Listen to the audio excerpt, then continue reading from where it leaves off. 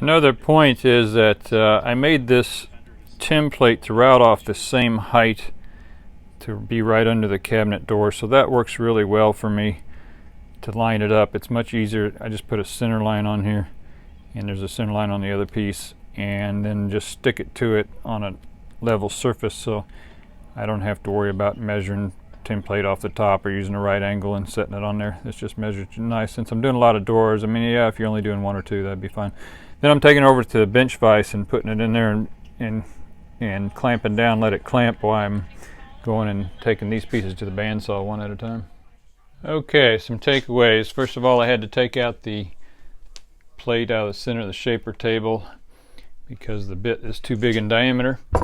So I built a second table and cut out the bit to pass it through. What I'm doing on these panels is I'm starting with end grain, so end grain, and then I'm going to my long grain to prevent tear out, or to cover up any tear out from the end grain. So I start my end grain. What I'm doing is rotating. I'm using the pin here, and I'm rotating into the bit right against the bearing and then sliding forward. And then I go around, do the other end grain. Some people go one side, start end grain, go down the side, then along the edge, then end up here. You could do that too, but next I'm doing my next end grain on the Cathedral top, and I'm rotating it into the bit and then advancing it. And when it come off the end, it's not too bad. The first panel I did here, I did it in about 7 passes. I want to take just a little bit at a time, make sure it wasn't grabbing the, it's hogging out a lot of wood. I want to make sure it wasn't grabbing the board and kicking back and things. It didn't have any problem at all. It went real slow. I'd filled in, that first 2 panels I made, I had a little bit of a problem with that 1/4 inch upcut spiral bit, and it cut in, so I put some wood filler in here, smoothed it out. It'll never show, and it'll keep the router bit running true, so it doesn't transmit or translate the ripples into the area here. Maybe I went a little deep on this when I held it up next to the stiles. It might be sitting a little proud of the stile, so you might want to take a quicker look at that. I haven't done the back cut yet on this separate router bit to make it more narrow to fit into the groove or the mortise for the stiles and rails. So that was my first piece. Now the rest of the pieces I'm going to do all in one batch. I'm going to pass all this depth and raise it up a little bit, raise it up a little bit. Probably doing about 3 or 4 passes this time. Now I'm a little more comfortable with a bit not catching on me and running it through there. Make sure you put good downward pressure on it. That's key, because bits sometimes will want to push it up as they cut, but so far I haven't had any problems with it pushing it up, and probably because I took such small passes. So we'll go through a run here just one time.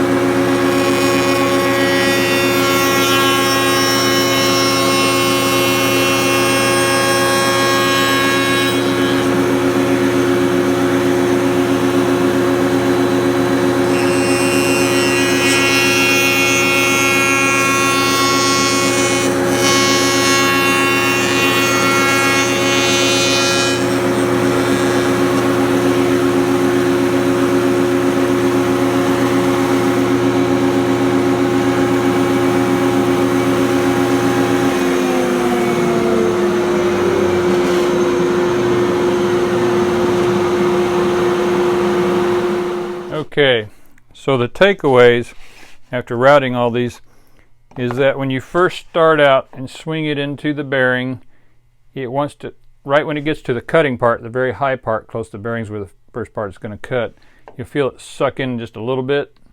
It might pull back a little bit that way, just keep firm pressure. What you don't want it to do is to suck back, turn around and get pulled to that side of the blade. That'll really screw things up. So just when you rotate in, just notice that last minute's going to flip a little bit like that, and probably try to come back, just a little pressure and use small bites and then feed it slow. The only place I got any little burnout, which you can't even see on this piece, was right around the top here, edge here. Let's see, there I am. Top edge right there. Probably because I slowed down coming around the curve. When I got up to the peak, I went a little slower. But it's really pretty minor, and you can't even see on this piece. Some of the pieces are a little dark. I went over a second time, didn't really cut it out. I don't know why. Maybe it burned a little deeper than the second time. The fence I put on here had a Hardy backer board. You know, I try to cut as close to the bit as possible because it didn't do a very good job. It was pulling all the sawdust down into the shaper table, and I had to take and clean out the whole inside after about every 2 passes for the 13 boards. It was just filling it up on the inside. Even though I had the vacuum right here at the back edge, it was sucking it down in. It doesn't have that metal plate. I had to take it off the normal metal plate here that you would have on your shaper table, which does a lot better job when you got a bit that's above there on catching the dust. But yeah, the inside was filling up pretty quick. It's like kind of like almost more like shavings than sawdust, kind of in between what a planer would shave off and sawdust, taking pretty big bites.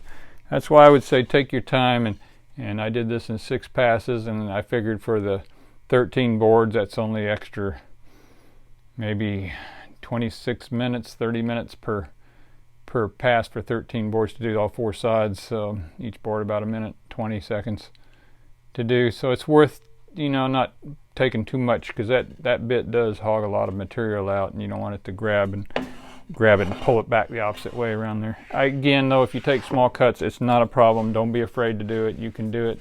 Just keep good pressure against the pin when you first rotate in, good pressure against the bearing, and keep going forward. Don't let it go back on you. So next I'm going to put in the back cutter to cut the underside here. Back cut this panel. That's a different bit.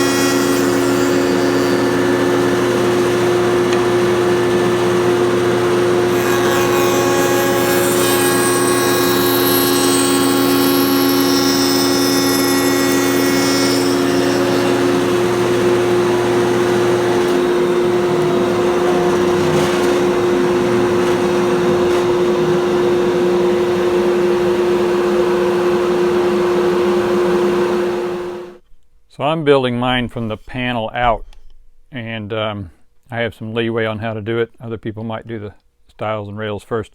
So what I did is, after I've already routed this sample piece, I took and put a space ball in there, the little rubber black ball there, and then I compressed it a little bit because I'm in spring. If you're in winter, it's going to be more contracted. In the summer, it's going to be more expanded. So I just kind of went part way. I don't want to make it super tight to give it time in the summer to further expand a little bit and push into the rubber ball and stay tight without rattling around in the panel. So I came out with the measurements by measuring it of all the cutters. Again, cut pretty standard, about 3/8 inch. They're all pretty much the same here. 3/8 inch deep, and then I squeezed it in, just a little pressure on the ball, put it about 3/16 is what I measured. So I'm going to add that from my panel. You know, I'm going to add that and then subtract this out, make my rails go all the way to this edge, of course, but that'll kind of give me an idea of how long the rail should be. In addition to the width of the panel, then I'm just going to add the extra leftover part here, and then double that, you know, for each side to make a rail. Again, I'm building from outside. I know my height. I've got a height requirement. The shelf is where I'm building the storage is, I don't know, somewhere 12, 14 inches somewhere. I've got that measured somewhere. And because I've got a ceiling above it and I've got a shelf below it, and it's on the storage area along the top shelf high up above a vanity mirror. That's why these are kind of long, and they're not following Fibonacci's rule or whatever you want to call it, the golden ratio for height weight, because I'm trying to fit it into a spot. So, you know, it's going to look a little funny because they're kind of long panels, but again, it's just a storage area. It's not fine furniture. So again, I'm going to subtract this out and add that to this distance from here to my panel width here on each side, just that little extra distance there to make my rail length or width, whatever you want to call it. To cut my rails and stiles to length, I'm using a stop block on a table saw sled. I suppose that you could just use a miter saw too if you wanted to, but I'm going to cut them all to width here for my, just my rails. I'm not doing my stiles right now, so let's go ahead and do one.